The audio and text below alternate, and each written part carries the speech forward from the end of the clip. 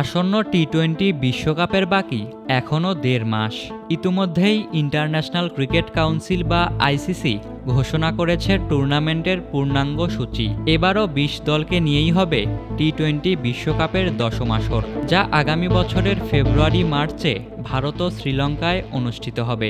৭ ফেব্রুয়ারি থেকে শুরু হওয়া এই টুর্নামেন্টের গ্রুপ অফ ডেথে জায়গা পেয়েছে বাংলাদেশ। সি গ্রুপে টাইগারদের প্রতিপক্ষ ইংল্যান্ড, ওয়েস্ট ইন্ডিজ, নেপাল ও ইতালি। তবে টুর্নামেন্টের মূল লড়াইয়ে নামার আগে দুটি প্রীতি ম্যাচ খেলবে লিটন বাহিনী। নামিবিয়া এবং আফগানিস্তানের বিপক্ষে ম্যাচ খেলার কথা রয়েছে বাংলাদেশের, যা অনুষ্ঠিত হতে পারে বেঙ্গালুরুতে, আর যার কারণে ২৮ জানুয়ারি ভারতের উদ্দেশ্যে রওনা দেবে টাইগাররা। বৃহস্পতিবার বিষয়টি গণমাধ্যমকে নিশ্চিত করেছেন বিসিবি পরিচালক নাজমুল আবেদিন ফাহিম। এবং দল খুব সম্ভবত, আমি যদি ভুল না করে থাকি, এখনও চূড়ান্ত সিদ্ধান্তটি হয়নি, সব কিছু হয়নি, বাট হয়তো দল ২৮ তারিখে চলে যাবে বেঙ্গালুরুতে। ওখানে আমরা দুটো প্র্যাকটিস ম্যাচ খেলছি।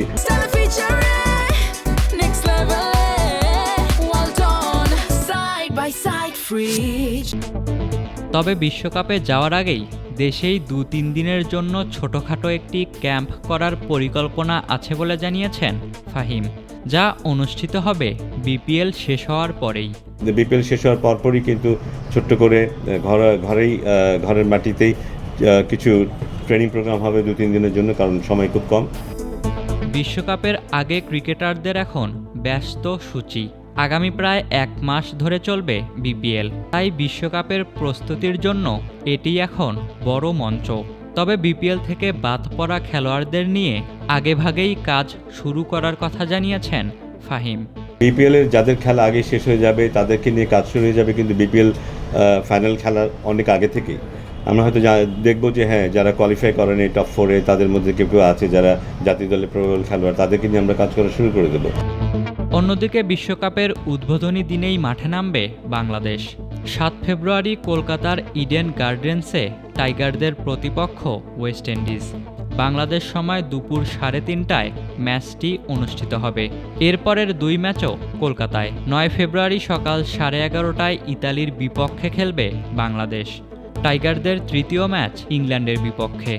১৪ ফেব্রুয়ারি কলকাতায় দুপুর ৩:৩০টায় অনুষ্ঠিত হবে এই ম্যাচ। বাংলাদেশের শেষ ম্যাচ ১৭ ফেব্রুয়ারি নেপালের বিপক্ষে, যা শুরু হবে বাংলাদেশ সময় সন্ধ্যা ৭:৩০টায়। এই ম্যাচ অনুষ্ঠিত হবে মুম্বাইয়ে। ইশতিয়াক মাহিন, ক্রিক ফ্রেন্সি।